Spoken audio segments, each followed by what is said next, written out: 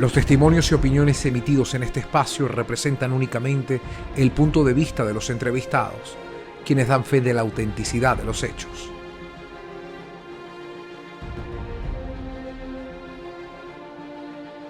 Y este espacio llega a ustedes gracias a St. Moritz, el placer del chocolate. Pilas Philips, pilas por un país más verde. Blue Medical Pharmaceutical, tu salud es con la cajita azul. Quo Vadis, agencia de viaje y turismo.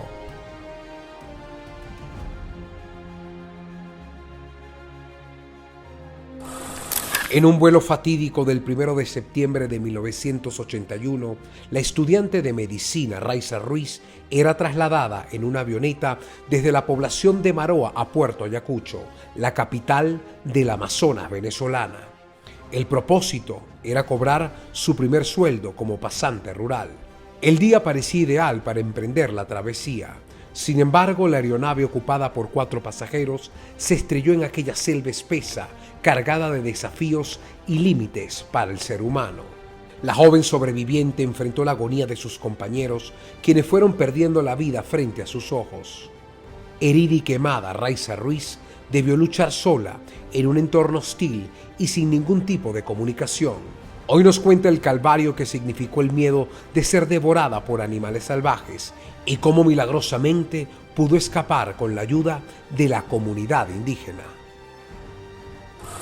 Localizados los restos de la avioneta desaparecida en el territorio federal Amazonas. Hoy, en horas del mediodía, se localizó la avioneta sigla YB-244C. Se presume que todas estas personas perecieron en el accidente. Grupos de rescate que actuaron en la tragedia del Amazonas aclaran que nunca hubo negligencia. Se le entregaba a mis familiares restos falsos.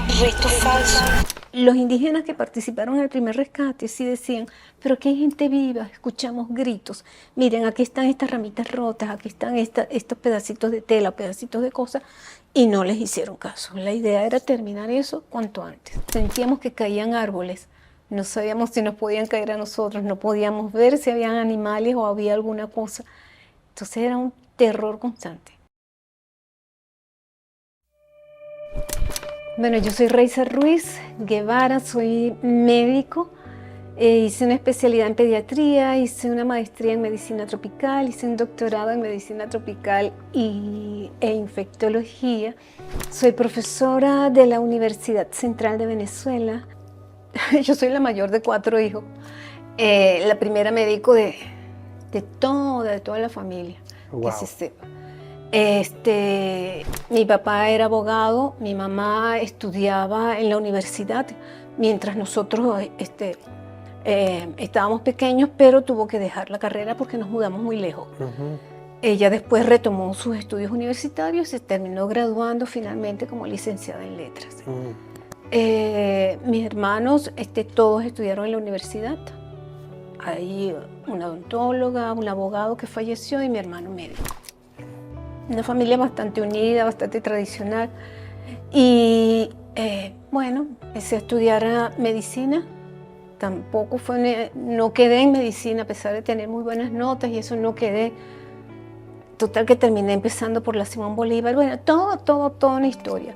Finalmente entro a medicina en las primeras clases que veo después de luchar tanto para entrar y no me gustaba. Y decía, Dios mío, yo no puedo tener estas dudas vocacionales a estas alturas de la vida.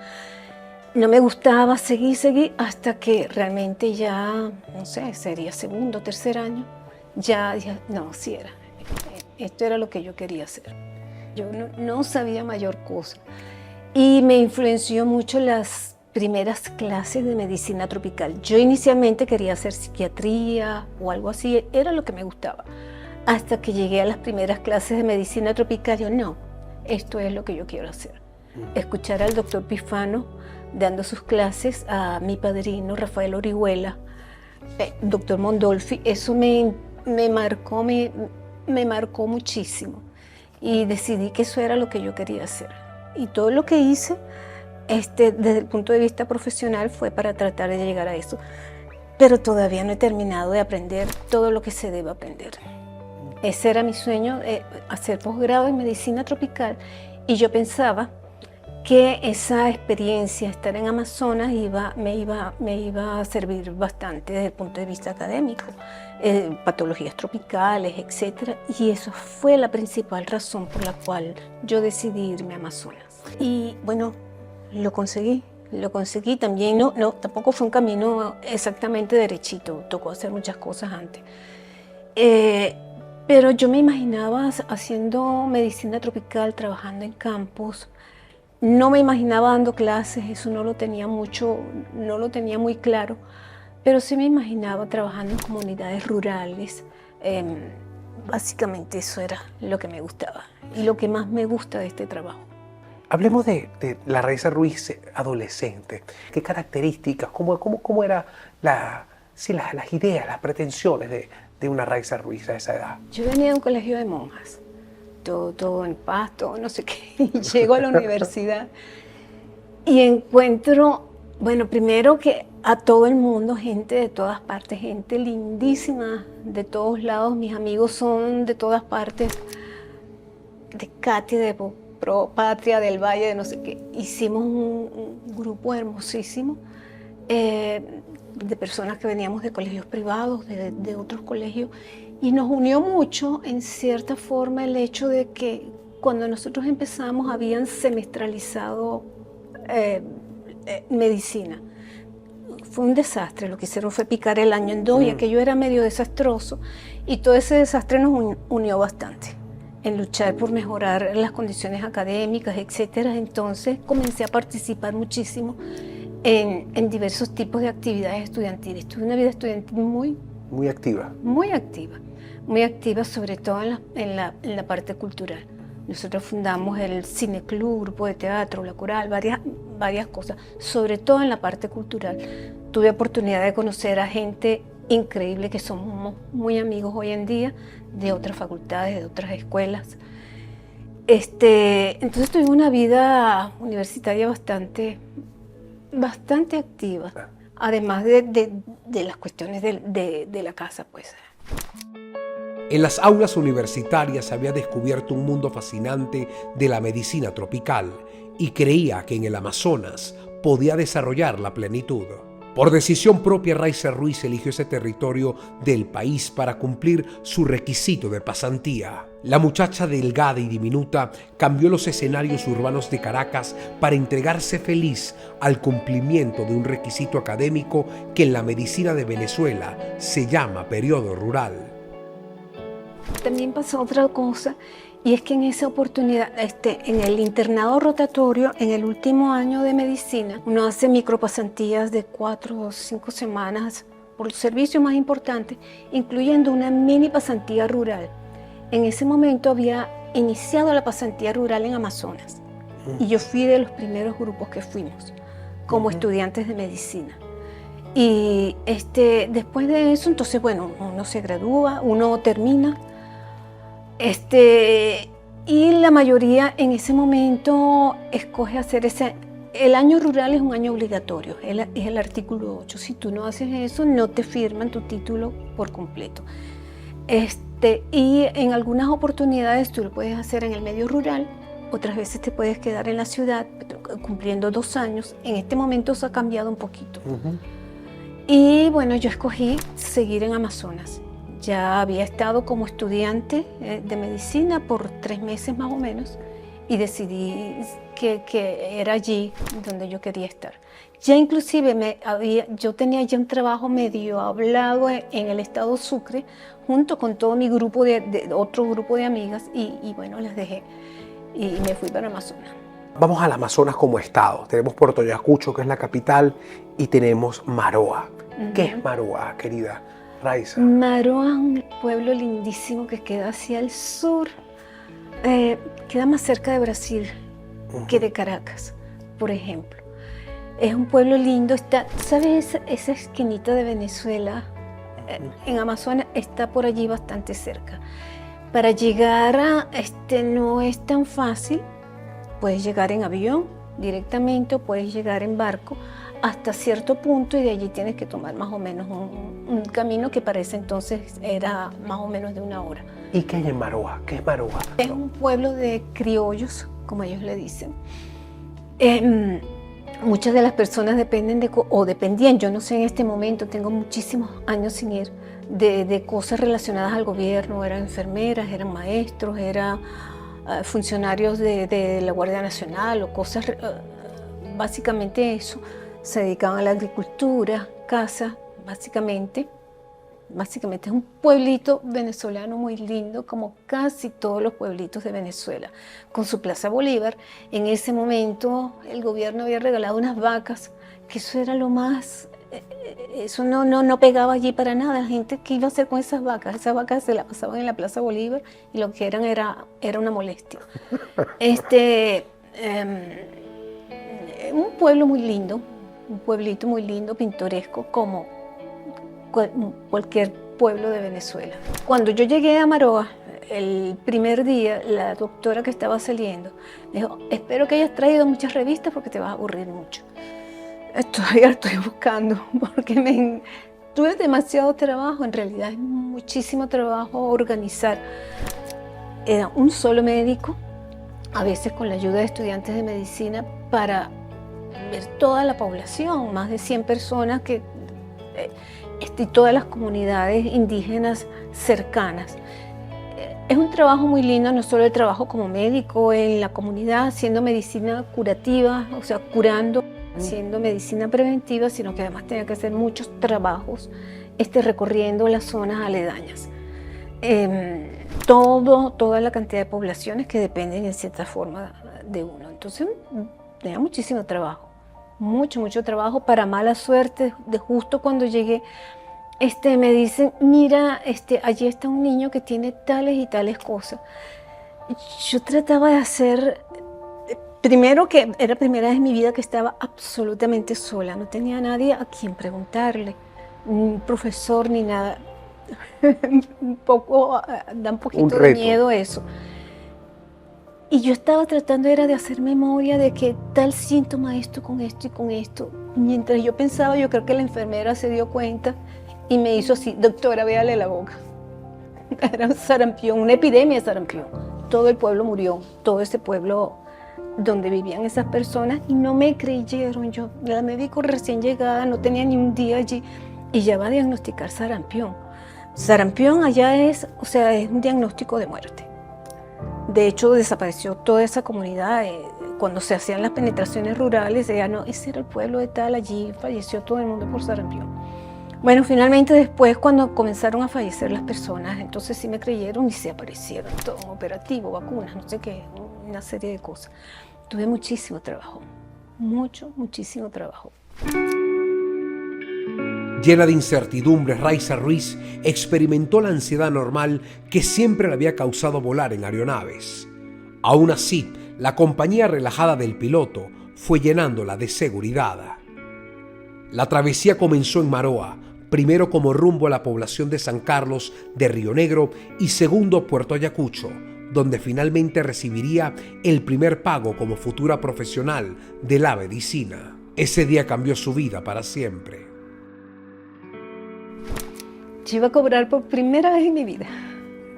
Primera vez en mi vida que iba a cobrar. Y además íbamos a hacer algunos reclamos por las condiciones de trabajo, de la cantidad de cosas que faltaban, que no sé qué. Entonces ya nos habíamos comunicado por radio con los otros médicos rurales de las otras comunidades y habíamos quedado de acuerdo en que todos nos íbamos a encontrar tal día en Puerto Ayacucho, y íbamos a tener una reunión con las autoridades de salud y no sé qué, y de paso cobrar nuestro primer salario. Entonces ese fue el motivo del viaje. Ese viaje, entonces dejaron a los estudiantes de medicina al avión, y de allí íbamos más hacia el sur a buscar al doctor de San Carlos de Río Negro, que era mi compañero de promoción, a quien quiero muchísimo y trabaja en Amazonas todavía, para de allí partir directo de San Carlos de Río Negro a Puerto Ayacucho a reunirnos. Solo que no llegamos a San Carlos de Río Negro. El avión se cayó en el camino y bueno, no pudimos llegar. El motivo del viaje era ese. ¿Cuántos pasajeros eran en verdad? Éramos 4 personas. El piloto, yo que iba de copiloto, y 2 personas atrás que luego supe que uno era un señor un policía. En la avioneta viajaban el capitán Rómulo Ordóñez, piloto, la doctora Raiza Ruiz, médico rural de Atabapo, José Manuel Herrera y el agente policial Salvador Mirabal. Se presume que todas estas personas perecieron en el accidente. Entonces esas personas iban atrás en el avión. Entonces íbamos un viaje normal. Un viaje normal, yo lo único que sabía porque era que cuando allí es una zona de frontera. Los aviones cuando viajan hacia el sur viajan sobre Colombia y cuando viajan hacia el norte, independientemente del país que sea, viajan sobre Venezuela. Entonces, bueno, yo presumía que estábamos en Colombia, pero la verdad es que tampoco lo sabía. ¿En algún momento Raiza se sintió vulnerable o desprotegida, siendo no solamente la única mujer, sino estar en un aparato como ese, un avión como ese? Toda la vida le he tenido mucho miedo a los aviones.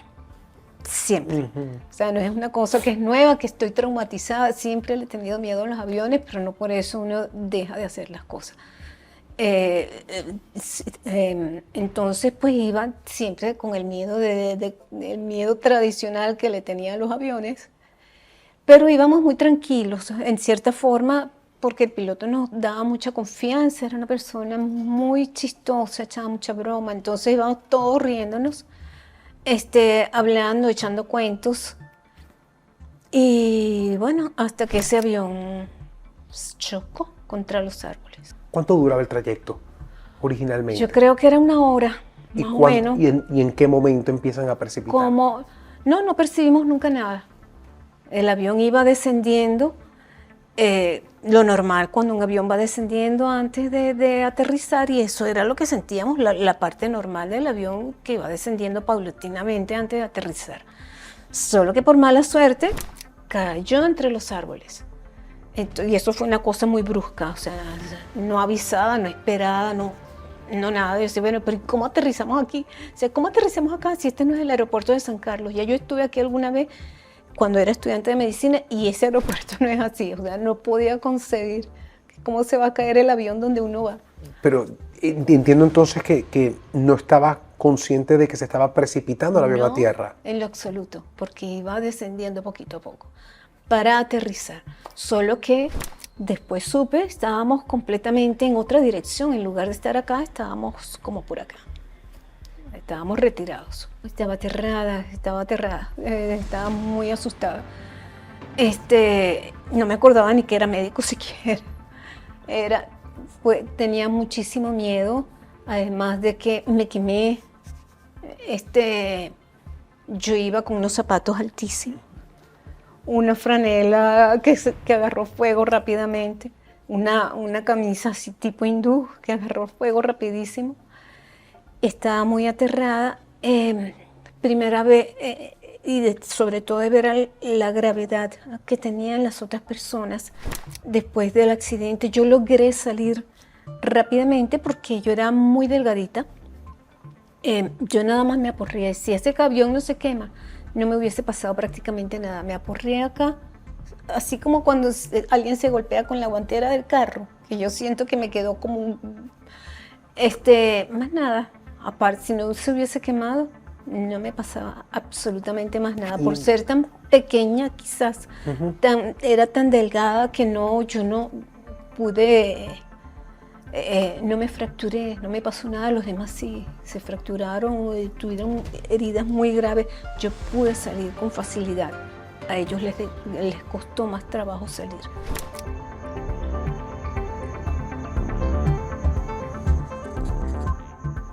Yo me quemé todo, algunas partes más que en otras, y en el cuello también me quemé. En una pierna me quemé, en otras no, o sea, yo tuve quemaduras importantes. Ahí sí me diagnostiqué, concha, tengo quemaduras de segundo y de tercer grado, necesito atención médica, posiblemente una terapia intensiva, que no sé qué.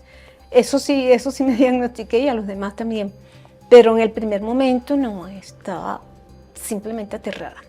El avión cayó sobre un árbol gigantesco, después explotó, el avión se quemó y se cayó. Cayó así, de esta manera.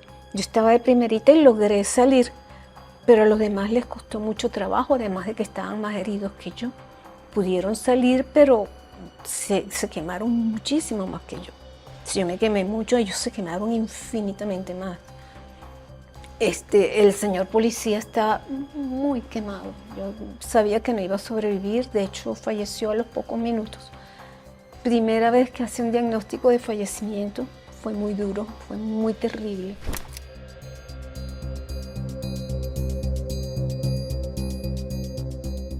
El otro señor había entrado algo en sus ojos, además de que tenía unas fracturas y no podía ver, estaba muy nervioso, muy asustado. El piloto tenía algunas fracturas también y quemaduras, pero éramos los que estábamos mejor, el piloto y yo. Entonces,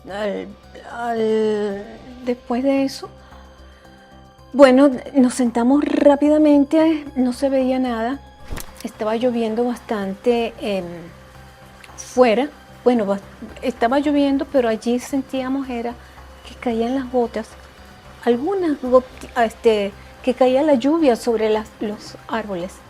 Algunas gotas caían abajo, pero eso es demasiado tupido, es muy verde, puro monte realmente.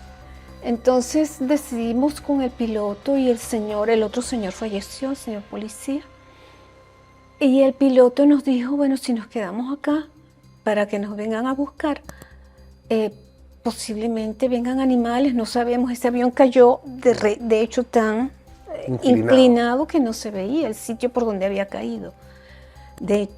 Mucho tiempo después yo sobrevolé la zona y ya sabiéndolo todo el mundo, mira, allí donde está el avión no se veía.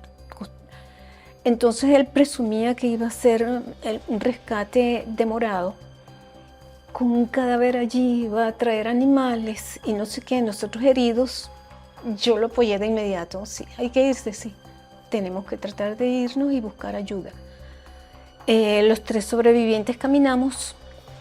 El señor juez llegó un momento en el que decía que él no podía seguir más. Entonces decidimos entre todos, bueno, usted se va a quedar aquí en este punto, cercano a un riacho. No se va a mover de acá, porque vamos a venir exactamente, vamos a buscar ayuda y vamos a venir exactamente a este sitio a buscarlo después, porque realmente él no veía, tenía mucho dolor. Y el piloto que aún fracturado y todo eso, pues seguimos caminando. Pero por mala suerte nos perdimos nosotros también. Ese bendito rito nos llevaba a dar vueltas. Tratábamos de colocar hojitas para ver hacia dónde iba. Y siempre terminábamos más o menos en el mismo sitio. Es difícil, son decisiones que no necesariamente son las mejores decisiones. Posiblemente si nos hubiésemos quedado en el sitio, nos hubiesen encontrado con más facilidad, porque a los 3-4 días llegaron los grupos de rescate a justamente el sitio donde cayó el avión y no estábamos allí. Localizados los restos de la avioneta desaparecida en el territorio federal Amazonas. Hoy, en horas del mediodía, se localizó la avioneta siglas YB 244C. Solamente estaba el cadáver del señor policía, del muchacho policía. Entonces, no necesariamente fue una buena decisión el irse del sitio. Pero son decisiones que tomamos en el momento un poco movidos por el terror. Por el terror porque estar con un cadáver es terrible. Verlo descomponerse debe ser más terrible todavía. Que venga un animal o cualquier cosa y lo ataque a uno también por estar herido, iba a ser peor. Entonces posiblemente fue una mala decisión, pero yo creo que era la única que podíamos tomar.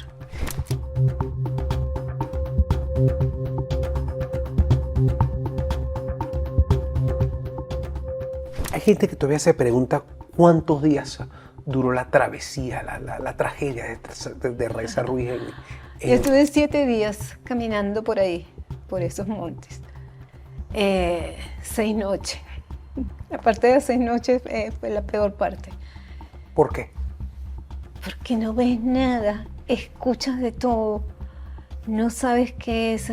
Llovía mucho, caían rayos, sentíamos que caían árboles. No sabíamos si nos podían caer a nosotros, no podíamos ver si habían animales o había alguna cosa. Entonces era un terror constante, un terror constante. La primera noche la pasamos en un, no sé cómo se llama, siempre se me olvida el nombre, como un riacho, lleno de... se ve que había crecido el río después de las lluvias, porque había muchísima vegetación. Y la primera noche la pasamos allí, no pudimos salir, como un delta, como no pudimos salir de allí en la noche, toda la noche en el agua. Entonces, malo, horrible, porque además de estar herido, con mucho dolor, con mucho miedo, con hambre, bueno, hambre no tenía tanta. Me puse flaquita, más flaquita de lo que era en aquel momento. Era horrible, las noches daban mucho miedo. Con Philips y Philippine hacemos energía para un futuro más verde.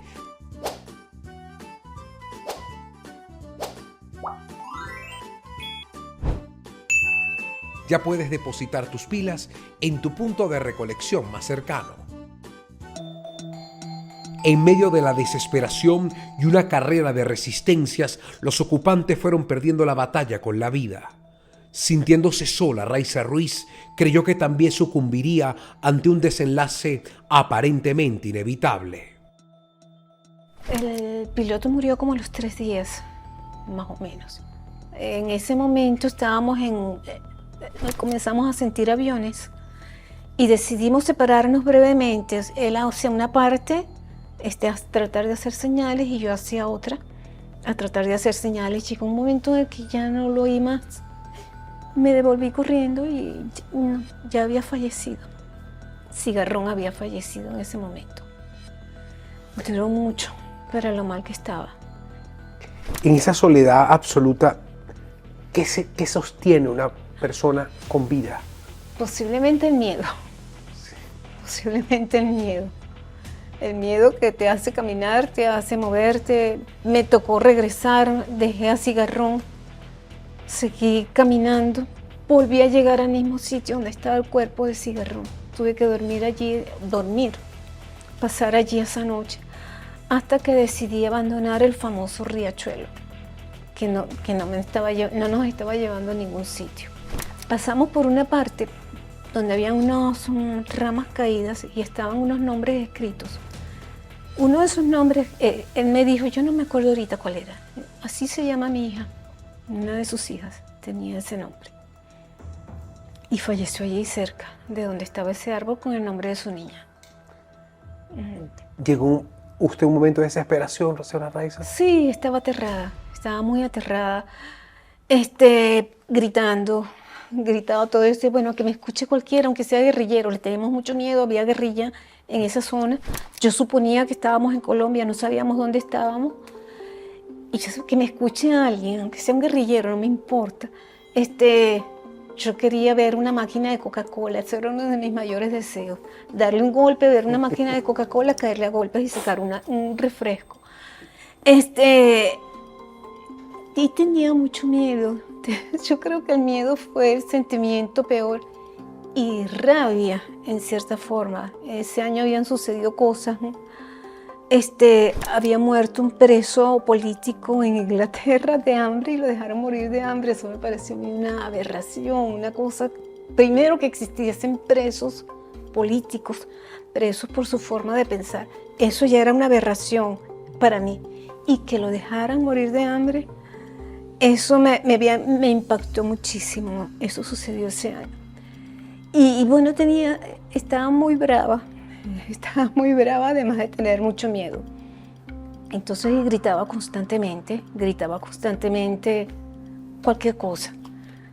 Esos 7 días de que se alimentó, Raiza, ¿cómo reconoció un alimento? No reconocí nada, yo era una ignorante total del área. Era la primera vez en mi vida que yo estaba por allí. El piloto sí me había advertido, ten cuidado con las cosas, porque hay algunas frutas o espinas o cosas que son venenosas y los indígenas los utilizan como veneno, pues para cazar, etc. Entonces ten mucho cuidado, procura no agarrar nada. Entonces yo no comí nada. Un día comí como una hoja, parecida a una hoja de lirio. Sabía horrible. La primera me supo rica, pero ya después de eso sabía horrible. no pude comer más nada. Y un día vi unas frutas picadas por pajaritos. Entonces, bueno, si los pajaritos la pueden comer, entonces comí esa fruta, una frutica roja. ¿Cómo te manejabas con la desesperación, la soledad, pero también con las heridas, Raiza? ¿Cómo esas heridas no lograron infectarse? No, fue terrible porque ser médico no me ayudó. Yo procuraba estar limpia, que no me tocaran, y creo que me hubiese ayudado más llenarme de barro. Posiblemente hubiese evitado que moscas y cosas cayeran. Cuando yo vi gusanos en una de mis heridas, me iba a morir. Realmente, eso es horrible, le tengo terror. Me iba a morir, ver unos gusanos encima de mi cuerpo, eso fue terrible, fue terrible. Y yo imaginaba que ya yo creo que los últimos días ya debo estar a punto de morir, y ya quería morir. Ya tenía mucho dolor, estaba muy desesperada. Y ya yo sabía, ya no tengo fiebre, ya estoy fría, ya no orino más, ya yo sabía que estaba pre-mortem.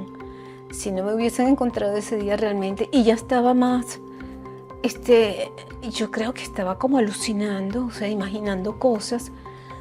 Yo pensaba que sí, de repente hubo un día en que yo sentí, casi el último día antes de aparecer, yo sentí que había gente.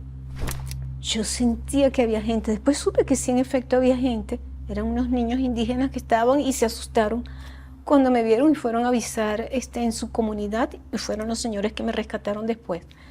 Pero yo no sabía, o sea, estaba confundida. Yo juraría que aquí había gente.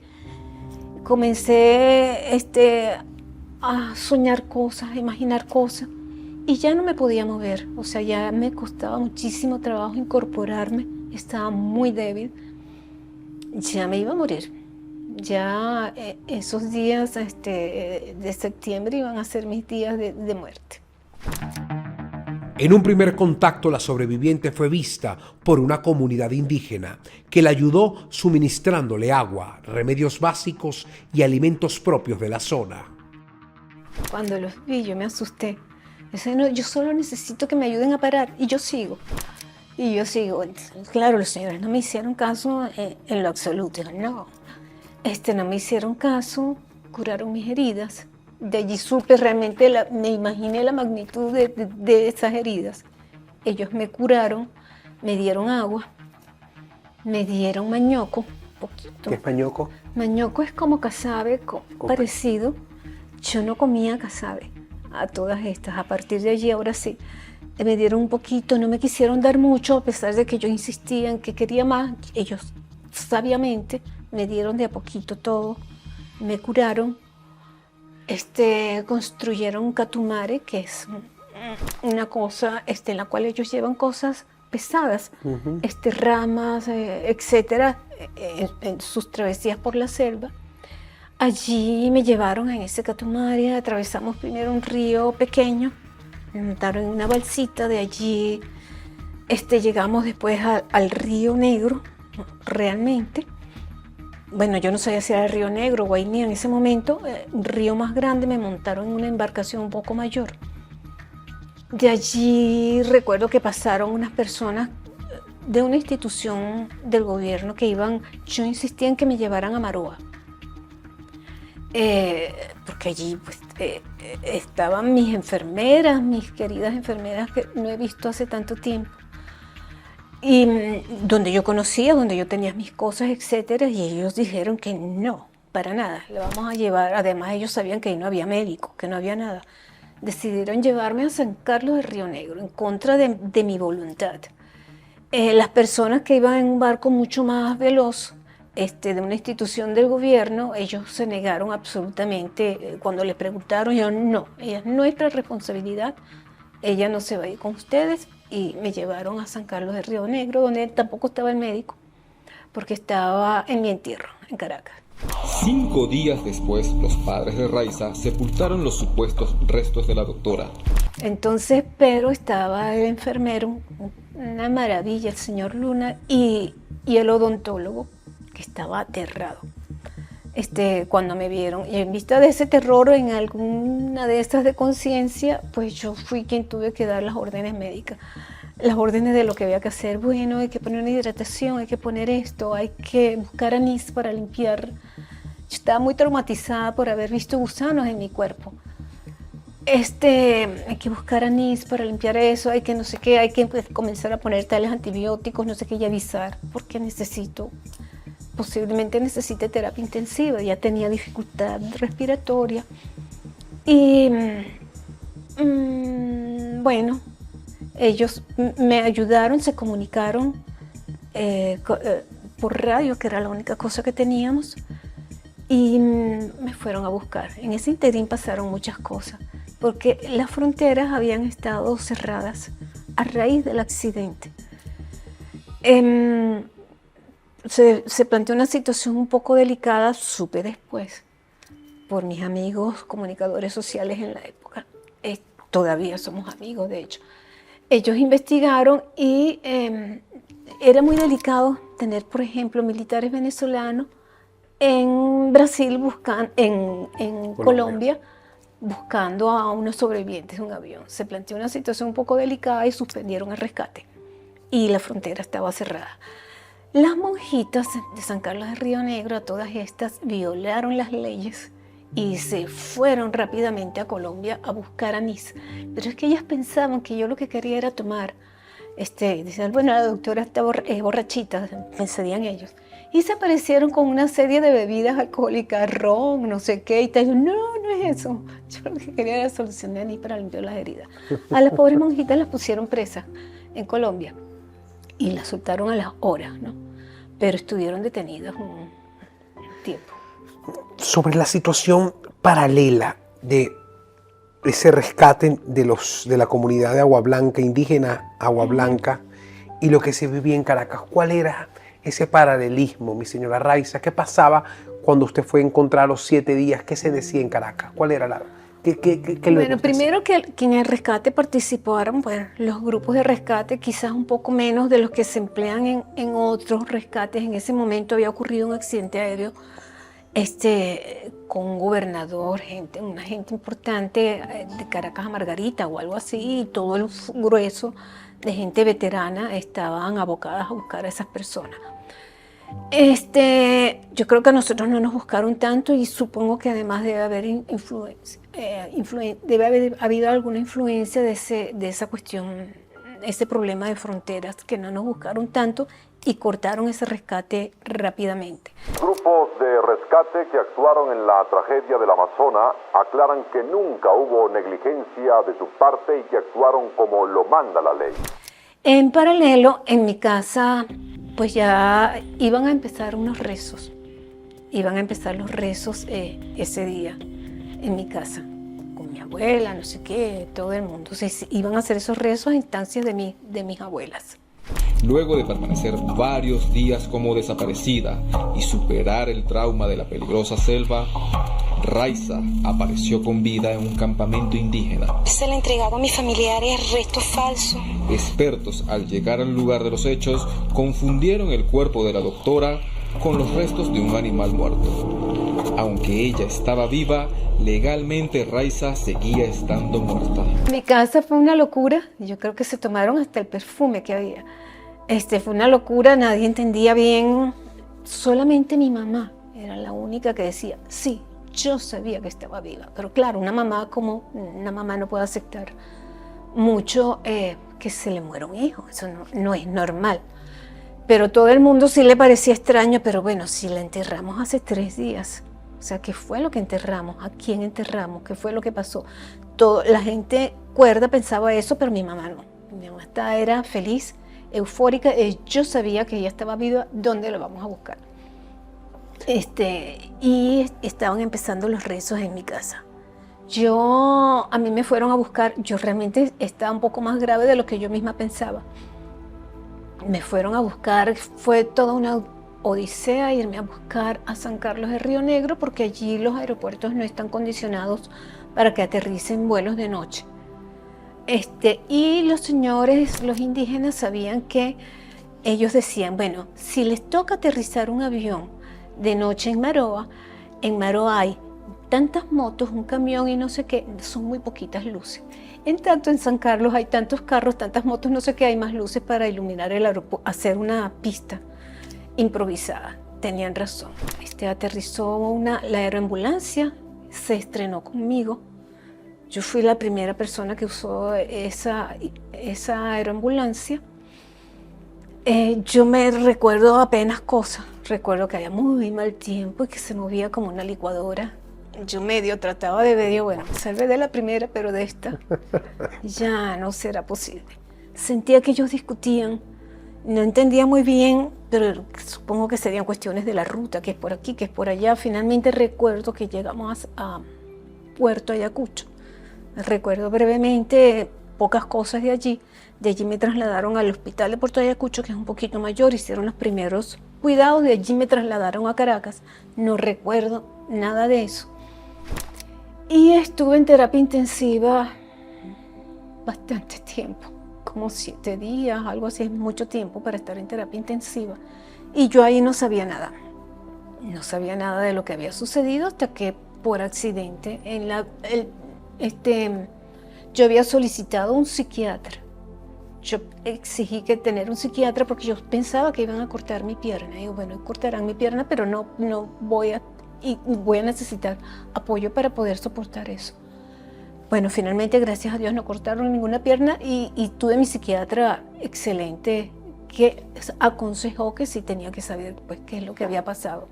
Y estaba furiosa, estaba muy molesta, sobre todo porque en ese momento llamaron del cementerio a preguntar, bueno, mira, aquí dejaron una urna abierta al lado de un hueco, ¿qué vamos a hacer con esa urna? Menos mal que atendió a mi mamá, que era una señora muy decente. Entonces, no, mira, vamos a donarla para alguna persona que sea muy pobre en el Cementerio General del Sur. Si la pueden venir a buscar o no sé qué y tal. Ella con mucha decencia dijo eso. Ante la imposibilidad de conseguir los cuerpos, las autoridades venezolanas declararon oficialmente fallecida a la estudiante de la Universidad Central de Venezuela. Pero a 7 días de la catástrofe, la opinión pública fue impactada por los titulares de noticias que daban cuenta de una Raiza Ruiz que había sobrevivido a la furia del Amazonas. Su aparición sorprendente provocó que se exhumaran los restos, llegándose a determinar que en su lugar habían enterrados sacos de cal, huesos de lapa y de venados, lo que generó otra conmoción en el país. ¿Cómo ve el hecho de que en esa urna habían un saco de cal, un fémur de lapa y una costilla de venado? Sí. Eso parece... Yo era una persona de Maroa, me pidió el favor de llevar ella me dijo que era lapa para una persona que la iba a pasar a recoger en Puerto Ayacucho. Claro, cómo no, yo ¿La lapa estaba en el avión? Sí, yo nunca había visto una lapa en mi vida, eso era carne de lapa, pues. Después cuando las vi me sentí un poco ofendida. Digo, bueno, yo soy chiquita, pero estos se pasaron realmente. Esa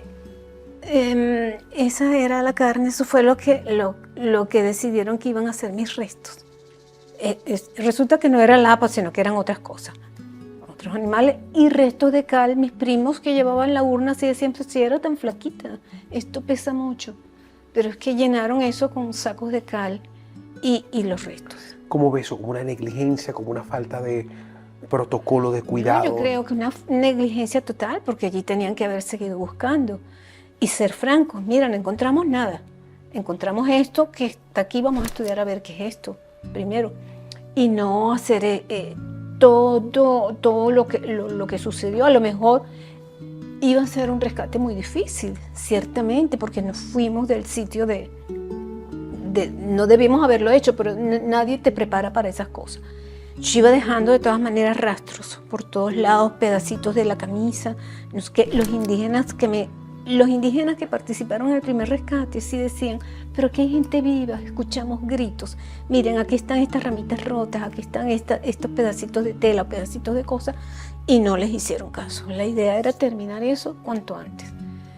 Y lamentablemente es que eso costó vidas. El piloto tenía que estar vivo. El piloto tenía que estar vivo porque tenía heridas muy graves, pero no mortales. El otro señor también tenía que estar vivo, no solo yo. Teníamos que haber sobrevivido 3 personas al menos. El señor policía lamentablemente sí estaba muy mal, muy herido. Y posiblemente no iba a sobrevivir de todas maneras. Pero esa negligencia costó 2 vidas y la mía en cierta forma, que todavía estoy muerta. Y todo lo que eso...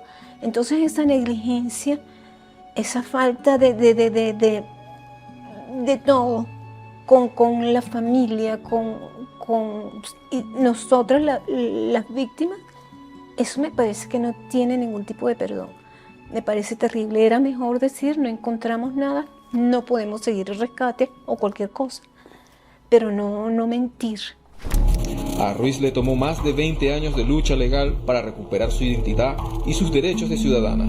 El caso fue noticia en todo el país y dejó una huella en la memoria colectiva, simbolizando el heroísmo de la mujer venezolana. Ay, Luis, yo creo que todavía estoy muerta.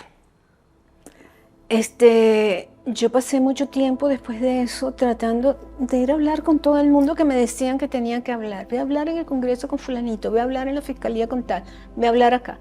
Yo tuve la orden de la fiscal que llevaba el caso, que era una persona de Apure, decir, usted no puede hablar, esto es un caso legal, que está en trámites legales, usted no puede hablar de esto con nadie. Igual, pues nada, no tenía mucho que ocultar, igual la prensa siempre se enteró de lo que estaba sucediendo. Yo perdí mucho tiempo yendo aquí, yendo allá y no conseguí ninguna cosa. Y en el momento eso comenzó a afectar mi vida profesional. Yo estaba comenzando a hacer el posgrado de pediatría y me dijeron con mucha decencia y todo, mira, está bien que tenga permiso para estas cosas, pero usted está empezando aquí, usted está nuevo, usted tiene que cumplir un horario y yo no pude. Decidí dejar esos trámites así. Yo presumo que sigo muerta, porque resulta que cuando yo fallecí me enterraron junto con mi abuelo. O sea, nadie iba a pensar que una persona de 25, 26 años iba a fallecer. O sea, y claro, no sabían qué iban a hacer conmigo ni nada. Y bueno, lo que estaba allí era la tumba donde estaba mi abuelo, donde nadie lo decía, pero todos sabían que, bueno, cuando la abuela fallezca, era como medio lógico que estuviesen juntos. Bueno, tuvieron que usar ese espacio conmigo, pero muchos años después, cuando falleció la abuela, que pensábamos que iba a estar allí, nos dijeron que no se puede usar ese espacio porque allí están Raiza Ruiz. La policía se llevó estos prestados y no los han devuelto, así que todavía seguía saliendo en la lista de los difuntos. Yo tuve que pasar paralelamente desde el punto de vista legal de los difuntos a los vivos, porque era la única persona que podía dar declaración a la policía de qué es lo que había sucedido. Entonces, como las declaraciones de los difuntos no son válidas, fue la gente, bueno, de la DIEX a tomar mis huellas, no sé qué, comprobaron que eran las de Raiza Ruiz, que era la misma persona, y entonces pasé a un mundo mixto de gente viva, con todos los deberes y derechos de la gente viva, y de la gente fallecida, presumo que también. Yo a estas alturas no sé qué pasó. Es decir, no sabemos si usted está declaradamente viva, declarada Estoy viva, nuevamente viva, pero para la justicia. El día que vaya a fallecer, mis hermanos son los que ellos van a pasar trabajo. Yo no he sabido más nunca nada al respecto del estatus de fallecida. Del de viva, sí. Mi querida Raiza, ya para ir concluyendo, ¿qué sentimientos experimentas a 40 años de la tragedia, 43? Sí. Sobre el interés que su nombre representa para los venezolanos. Siempre hay alguien que la reconoce por su tamaño, por su voz, sí. Por un caso específico, por su resiliencia, por la capacidad de imponerse entre los 3 obstáculos, el accidente, el Amazonas y la justicia venezolana. ¿Por qué siente que está en la memoria del venezolano? ¿Cómo lo ve? Yo no sé. Yo, como te digo, yo no sé muy bien todavía si esto tenía algún significado. Realmente. Sí, más antes que ahora, cuando llegaba al Instituto de Medicina Tropical, por ejemplo, por donde yo iba pasando, yo iba sintiendo que hablaban avión, avión, avión, avión. Entonces, alguna persona me reconocía, y de hecho, las primeras consultas que yo comencé a hacer, Llegando allí nueva, muchas personas iban porque era yo y pensaban que si a lo mejor les pasaba la mano o alguna cosa de esa. Yo lloraba todos los días. Cada vez que veía pacientes yo salía llorando porque no puede ser, he estudiado tanto, 2 posgrados, 3 posgrados y no sé qué, me vienen a ver para que les pase la mano. Es horrible desde ese punto de vista profesional. Esto no fue de tanta ayuda. Ya, claro, ha tenido que pasar mucho tiempo, ha tenido uno que hacer 1000 cosas para que entonces sí van a las personas a las consultas especializadas que uno hace en medicina tropical. Pero desde el punto de vista profesional esto no ha sido de gran ayuda. Y como te comentaba en algún momento, que de repente en alguna conferencia de delante de 1000 profesionales alguien te presente como esta Raiza, la del avión, no me gusta. Raiza Ruiz dicen que sobrevivió a un accidente aéreo, sobrevivió a estar una semana sola en el Amazonas, en la crudeza del Amazonas, pero también sobrevivió a la justicia venezolana. ¿De dónde se siente mayor su liberación como persona? ¿Dónde se encuentra su mayor compromiso por vivir? Yo creo que la vida es un tesoro demasiado grande y uno trabaja por la vida, para la vida y en cierta forma para estar vivo, de cierta manera. Yo creo que esto es demasiado importante, estar vivo. Es un don, es una bendición. O sea, estar vivo que de tantas... No, la vida es demasiado hermosa con todas sus crueldades, con todas las cosas horribles que eventualmente puedan suceder. Yo creo que es demasiado hermosa y hay que tratar de vivirla, aún cuando eventualmente te pueda generar algún dolor, algún sufrimiento, pero creo que es importante seguir viviendo. Y ha ayudado mucho en cierta forma, en mi caso, en la parte, mi trabajo, me ha ayudado mucho seguir trabajando, seguir tratando de ayudar a las personas que tienen algún problema de salud, de las cosas que uno ve, seguir yendo a las comunidades, que me encanta y lo continuamos haciendo muchísimo. Continuamos con nuestro excelente equipo de trabajo de medicina tropical, seguimos metidos en esos montes, ya de repente no tanto como antes. Yo creo que era importante seguir haciendo todas estas cosas.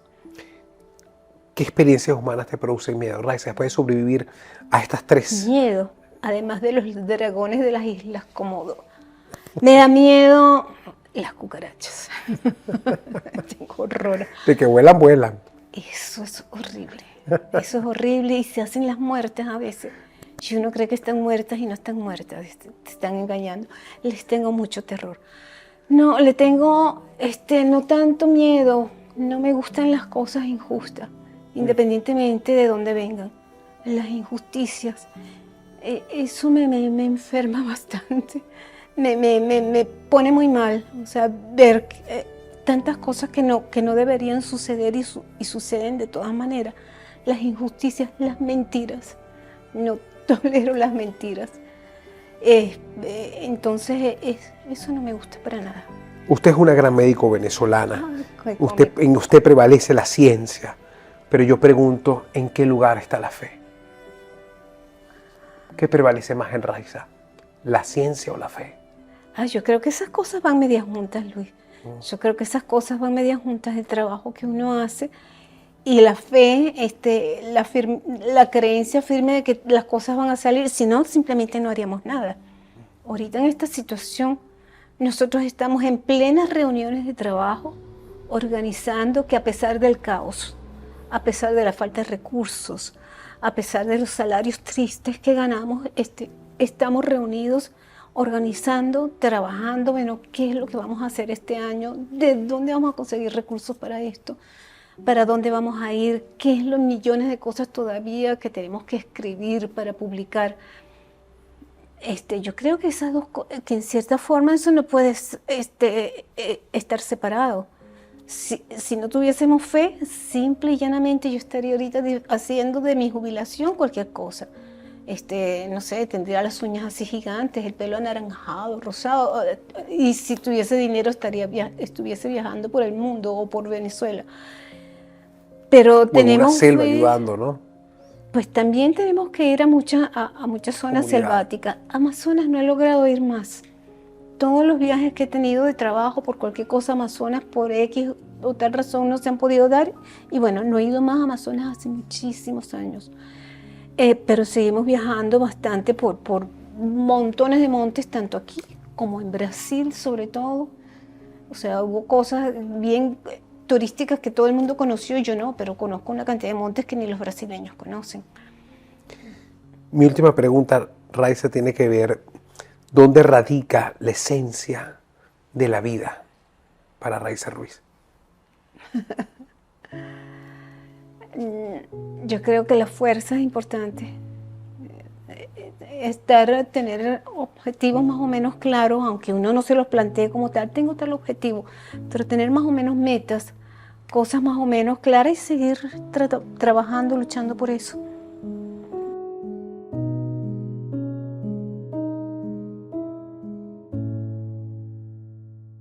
La historia de Raiza Ruiz trascendió las fronteras de Venezuela y se convirtió en una fuente de inspiración para muchas personas en todo el mundo. Su capacidad para sobrevivir en condiciones extremas y su encuentro con una cultura ancestral la convirtieron en un símbolo de lucha espiritual.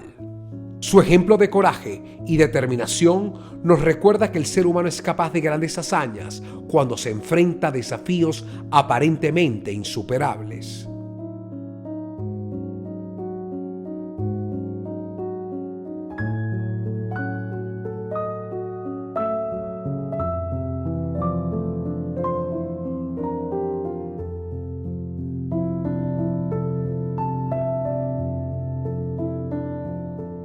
Y este espacio llega a ustedes gracias a St. Moritz, el placer del chocolate. Pilas Philips, pilas por un país más verde. Blue Medical Pharmaceutical, tu salud es con la cajita azul. Quo Vadis, agencia de viaje y turismo. Si disfrutaste de este episodio, te invito a mi canal de YouTube para que no te pierdas de cada uno de nuestros estrenos y mucho más.